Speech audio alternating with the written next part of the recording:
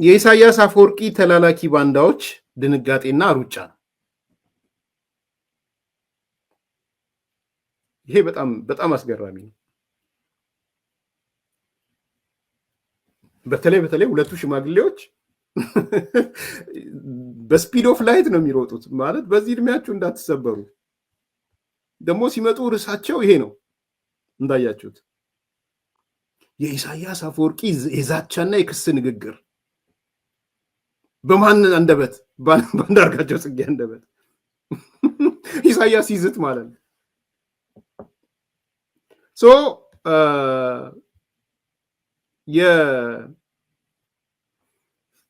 የባንዳዎቹ ድንጋጤ በብዙ መልኩ የሚገለጽ ነው። አንደኛው በራሱ በዚህ በአንዲ ልጆች በኩል ያለው ድንጋጤ ነው። እሱን ትንሽ ማንሳት ፈልጋለሁ። እነዚህ የአንዲ ልጆች ድንጋጤ፣ የአንዲ ልጆችን ታውቃቸዋላችሁ? አንደኛው ፕሮፌሰር መሐመድን ያመጣል፣ አንደኛው አንዳርጋቸውን ያመጣል። በቃ እየተመጋገቡ ነው የሚሄዱት የተሰባበሩ ሽማግሌዎች። እና የአንዲ ልጆች ያው አንዳንዶቹ አርበኛ ነን ብለዋል፣ ጋዜጠኛ ላለ ማለት ነው። የአማራ ፋኖ ነን ብለዋል። የአንዲ ልጆች ደንግጠዋል። ለምንድን ነው የደነገጡት? የደነገጡበት ምክንያት ሻዕቢያ የመጣበት እና አንዳርጋቸው እነ መሐመድ ሐሰን ቦልድ ሆነው የመጡበት ምክንያት ያጋልጣቸዋል እነ የአንዲ ልጆችን። ምክንያቱም ኢሳያስ አስቦበት አጥንቶ የኢሳያስ ፕሮፓጋንዳ ክፍል ማለት ነው ሆን ብሎ ነው ይዞ የመጣው። የአንዲ ልጆች ደግሞ አገም ጠቀም እንዲታወቅባቸው አይፈልጉም። እንደምታውቁት የኦሮሞ ማህበረሰብ የኦሮሞ ልሂቅ ሊሸሸን ነው ነው ሴንስ ጥላቻ የላቸውም እያልኳችሁ አይደለም፣ ግን በሚታይ መልኩ ሊሸሸን ነው የሚለውን አይፈልጉትም የአንዲ ልጆች። ይህን ለምንድን ነው የአብይ አይዲዮሎጂ ማንለው? እሱ ሆን ብሎ ነው ኦሮሞማ የሚለውን ኦሮሞነትን የሚገልጽ የኦሮሞን ባህል ቋንቋ የሚገልጽን ቃል ለእንደዚህ አይነት በጣም ከፋፋይ ለሆነ ኦሮሞንም ጭምር ህልውና እንዳይኖር ህልውናው አደጋ ላይ እንዲወድቅ የሚያደርግን አይዲዮሎጂውን በዚህ መጠሪያ አድርጎ ሲጠቀመው የለም ይሄ የአብይ አይዲዮሎጂ ነው፣ ኦሮሞማ ቃሉ ኦሮሞነትን የሚገልጽ ነው ብሎ መለየት አያስፈልግም ወይ? ያ ባልተደረገበት ሁኔታ አሁን ብዙዎቹ የኦሮሞ ከአብይም ጎን ያልተሰለፉትም ጭምር ይሄ ቃል መልካም ቃል ሆነው ለምን ለእንደዚህ አይነት ነገር ትጠቀማላችሁ? ኢትዮጵያን ለሚያጠፋ ኢትዮጵያን በእንደዚህ አይነት መልኩ አደጋ ውስጥ ለሚከት አካሄድ ይህን ቃል መጠቀም የለባችሁም የሚል ቅሬታም እየመጣ ነው። ዛሬ የኦሮሞ ነጻነት ግንባርም ሌሎችም እንደዚሁ መግለጫ ሲያወጡ ቃሉን በዚህ መልኩ መጠቀም ተገቢ አይደለም፣ የኦሮሞን ህዝብ ይነጥላል፣ የኦሮሞን ህዝብ ለሌላ አደጋ የሚያጋልጥ ነው በሚልም ተቃውሞ አሰምተዋል።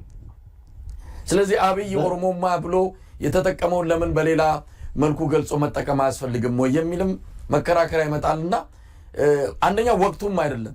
አብይ አህመድ እየተነጠለ የመጣበት ጊዜ ነው። የኦሮሞ ህዝብ አንቅሮ እየተፋው ያለበት ጊዜ ነው። አሁን የኦሮሞን ህዝብ ወደሱ ማምጫ መንገዶችን ለመጠቀም እየተፈራገጠ ያለ አገዛዝ ነው። ይሄ ነገር ይጠቅመዋል። እንደዚህ ተደርጎ ኦሮሞማ የሚለውን ቃል በዚህ መልኩ መጠቀሙ የበለጠ አብይ አህመድን ይጠቅማል እንጂ የሚጎዳ አይደለምና ፕሬዝዳንቱ ታይሚንጉን አልጠበቁ ወይም ወቅቱን አልጠበቁም። እና ዋሽንግተን ዲሲ ያለው የአንዲ ልጆች ፕሮፌሰር መሐመድ ሐሰን የሚለዋል እንደው ፕሮፌሰር ዋኮት እንደው ፕሬዝዳንት ኢሳያስ ምን አለበት ኦሮሞማ ባይል ኖሮ እንደው ሌላ ቃላት ቢፈልግ እኮ ይሻል ነበር እያለ ያለቃቅሳል። እኔ መቼ እንደሚያድግ አላውቅም። ሰው መቼ እንደሚያድግ እንደ አንዳርጋቸው መጥቶ አማራ አይደለህም ሲለው እንደው በዚህ ዴፊኒሽን መሰረት እኔ አማራ ሆናለሁ አልሆንም ማለቃቀስ እንዴት ነው ሰው እድሜ ልኩን የዘንዶ ጉድጓድ እየለካ የሚኖረው ክርኑን እየሰደደ እድሜ ልክን ጥቅም አግኝተው ገንዘብ አግኝተው ደግሞ ሰውን ይናገራል ገንዘብ ምናምን ጥቅም አግኝተው ይላል ምን ያረለውም ባይሮፕላን ሲንሸረሸር የነበረው ጠቅላይ ሚኒስትሩ እያልኩ ሄድኩት ያንዳንዱ ጀነራል እግር ስር ሲወድቅ የነበረው አልወደኩም አልሄድም ያልኩት ስትወድቅ ከርመ አሁን ዛሬ እንትዝትል እና እንደው ያን ያንዳርጋቸውን እንደው የአማራ የሚባለው ዴፊኒሽን አንተ ያመጣው እኔ የለውበትም ማለት ነው እኔ ከሌለውበት አማራ ዴፊኒሽን የት ጋር ነው ያለው ትል ሰማሁትና አዘንኩኝ በጣም አዘንኩኝ እና አንዲ ብልጥ ነው አጽናናው አይዞህ አማራ ለአማራ የታገለ ሁሉ ፋኖን የደገፈ ሁሉ ትጥቅጥግን የደገፈ ሁሉ አማራ ነው በኔ ዴፊኒሽን አማራ ማለት ትጥቅጥጉሉን የደገፈ ፋኖን የደገፈ ነው አማራ ሆኖ እኮ ትጥቅጥጉሉን ያልደገፈ በአንዳርጋቸው ትርጉም አማራ አይደለም በነገራችን አዲስ ዴፊኒሽን ይዤ መጥቻለሁ ብሎ ማለት አጽናናው ከዛ በኋላ እንደውም አርበኛ በሉኝ አለ ከዛ በኋላ አርበኛ ነኝ አለ መጥቶ አሁን ደግሞ የጋበዘው ፕሮፌሰር መሐመድ ሐሰን ነው ሚዲያውን አይቶታል ሞኒተር አድርጓል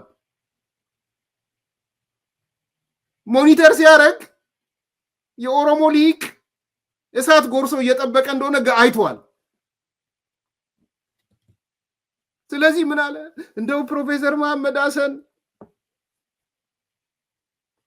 ይሄ ኦሮሞማ የሚለውን እንደው ፕሬዝዳንቱ ባያነሱት ጊዜው መቼ ነው ጊዜውም አይመስለኝም ጊዜው አይደለም እርሶም ባያነሱት እኔ ወንድም የዘንዶ ጉድጓድ በክርነ ትለካለህ ምንለ ለዚህ ነው የገባህበት ረመጥ እግርህም እጅህም ብቻ አይደለም የሚቆርጠው ለጊዜው ተጠቅመህ ሊሆን ይችላል የኦሮሞ ህዝብ የማንንም የኢትዮጵያ ህዝቦች ጠላት አይደለም እንደውም በአሁን ጊዜ በስሙ የሚነገድ በስሙ የሚዘረፍ በስሙ ራሱ የሚገደል ነው ስለዚህ ይሄንን ቃል እንደውም ከየት መጣ ለምንድነው ይሄንን ቃል የመጣው ለምንድነው ይሄን ቃል የሚጠቀመው ብሎ ከኛ በቀደመ መልኩ ይሄንን ቃል ልክ እንደ ሜካኒክ አውጥቶ ምን ብለው ለኢትዮጵያ ህዝብ ማቅረብ በግንባር ቀደምነት ማቅረብ ያለባቸው እነሱ ናቸው ምክንያቱም በስማቸው ነው ወንጀል እየተሰራ ያለው ስለዚህ ይሄንን እንደንትን ሳይሆን እንደ ትምህርት ወስደው እንደውም እንደ ሞቢላይዚንግ ፋክተር ይሄ ውሸታም ቀጣፊ ሰውዬ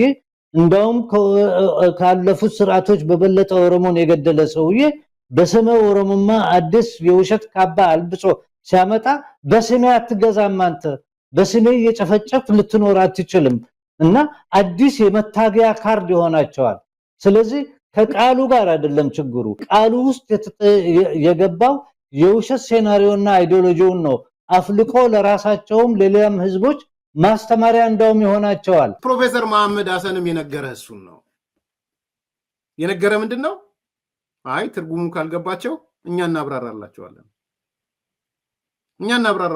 ትርጉሙ ካልገባቸው ለኦሮሞቹ ጋር አትስጋ እንደውም ሂድና ዋነኛ የኦሮሞማ አቀንቃኙን ፕሮፌሰር መሐመድ የሚባል ከአሰፋ ጀለታ ቀጥሎ አግኝቸው ነበር እሱን ጠይቀው ይለዋል የኦሮሞማን ክራፍት ካረጉት ሰዎች ከፈጠሩት ሰዎች እኮ አንዱ ነው ያ ሰውዬ እና ጭንቀት ውስጥ ነው የገቡት ለፕሮፌሰር መሐመድ ሐሰን ግን ጉዳዩ አይደለም ለአንዳርጋቸው ጉዳዩ ኦሬዲ ሜሴንጀር ነው ተልከዋል እንደ ቱቦ አስተላልፉ ተብሎ ተልከዋል ስለዚህ እነዚህ አንዲ ልጆች ጭንቀታቸው ይገባኛል ጭንቅ ጥብብ ሲላቸው አያለው ግን ዋንስ ገብተህበታል ነገ ከነጎዳን የሚቆጭህ ቢኮዝ ይሄንን ነገር ኢሳያስ አፈወርቂ የኤርትራ ፕሮፓጋንዳ ክፍል ሲያመጣው አስቦ አቅዶ ነው ያመጣው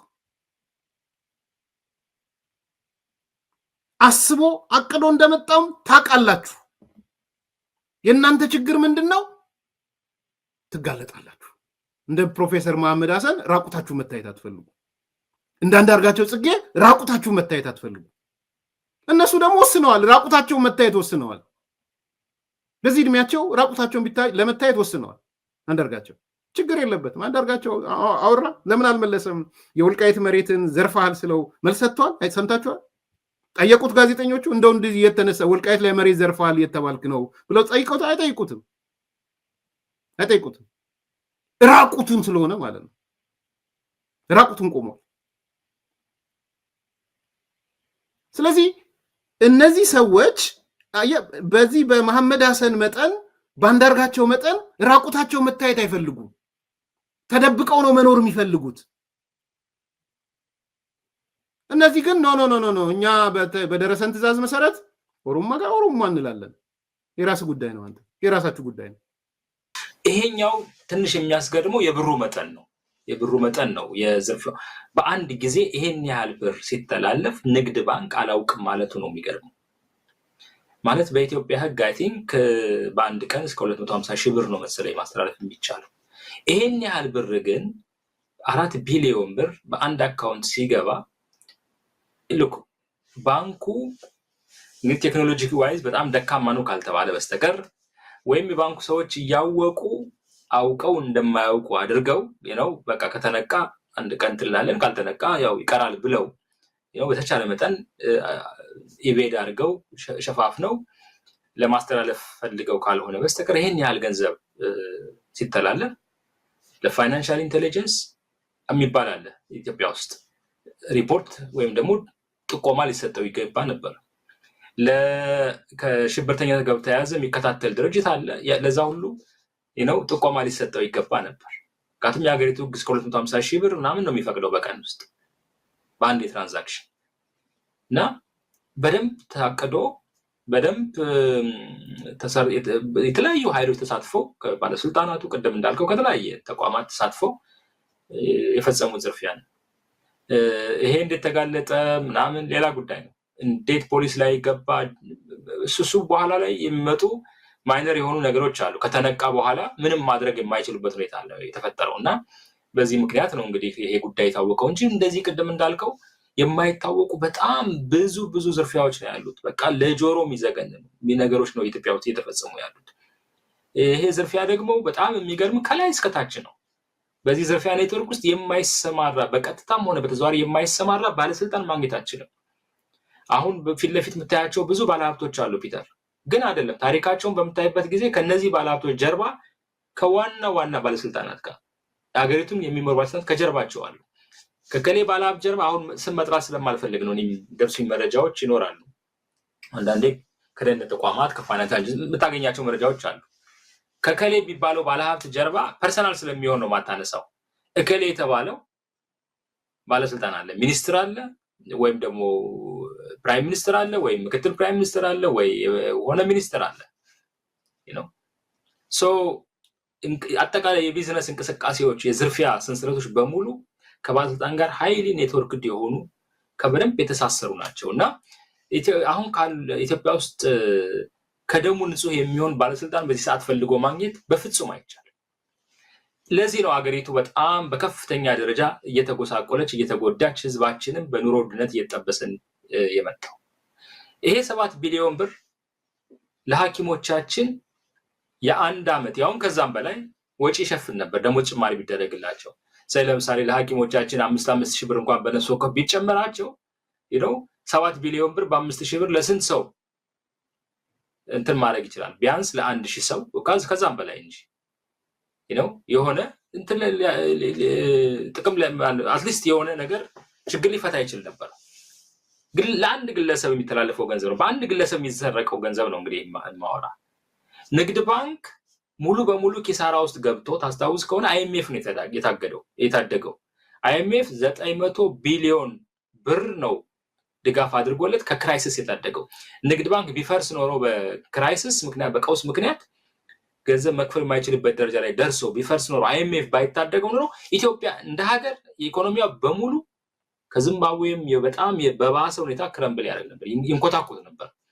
አይኤምኤፍ መጨረሻ ላይ ታደገው። ለምንድን ነው ንግድ ባንክ በዚህ ደረጃ እንትን ያለው? በተወሰነ ደረጃ ፓርትሊ የዝርፊያ ኔትወርኩ ነው፣ በከፊል ማለት ነው። አንዱ ምክንያት የዝርፊያ ኔትወርኩ ነው። ንግድ ባንክ የንግድ ባንኩ ዋና ስራ አስኪያጅ አቶ አቤሴሎ በአንድ ወቅት እኮ ተጠይቀው የሸኔ ሰዎችን እያገቱ ወይም የሸኔ ወይም የመንግስት ሰዎች ተዋቸው መለየት ስለማይቻል ሰዎችን እያገቱ ይሄን ያህል ገንዘብ በባንክ ሲተላለፍ እንዴት አታውቁም ሲባሉ አናውቅም፣ ስንቱን ትራንዛክሽን ተቆጣጥረን እንችለዋልና ይለዋል። በጣም እኮ የሚገርም ነገር ነው። ግን በቀን ውስጥ ይሄን ያህል ነው መውጣት ያለበት ብለው ሲሉና ተደጋግሞ ገንዘብ ሲመጣ ያንን እንዴት አለርት የሚያደርግ ተቋም ወይም ሶፍትዌር የለም? መኖር ነበረበት። ፒተር በጣም ከባድ የሚባል የዝርፊያ ኔትወርክ ያለበት ሀገር ነው።